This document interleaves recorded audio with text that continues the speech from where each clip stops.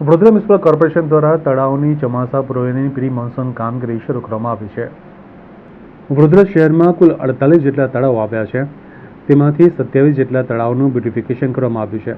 કામગીરીના ભાગરૂપે 4 થી 5 તળાવોનું રિનોવેશનનું કામ હાલ પાલિકા તંત્ર દ્વારા હાથ ધરવામાં આવ્યું છે. તે પ્રગતિના પંથે છે.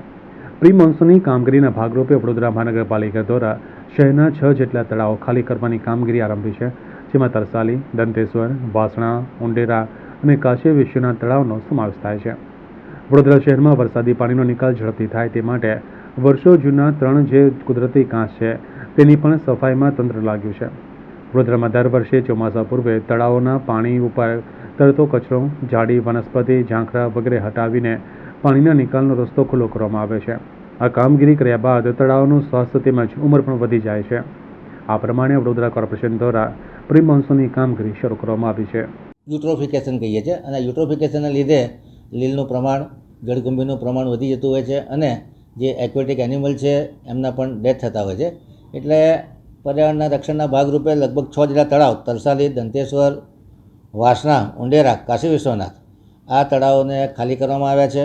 લગભગ આ તળાવ ખાલી કરીએ જેથી કરીને ચોમાસામાં વધારે પાણી આવે તો એમાં બફર તરીકે વધુ પાણી ભરી શકાય, વેલાઓથી નિજાત મળે અને એના જે ઇનલેટ અને આઉટલેટ છે એની પણ સાફ સફાઈ કરવામાં આવી છે. ઇનલેટમાં જે વરસાદીના પાણી આવે છે અને આઉટલેટમાં જે વરસાદીના પાણી છે જે તળાવો કાંચ જોડે જોડાયેલા છે આ તમામ ઇનલેટ અને આઉટલેટની સફાઈ કરવામાં આવી છે.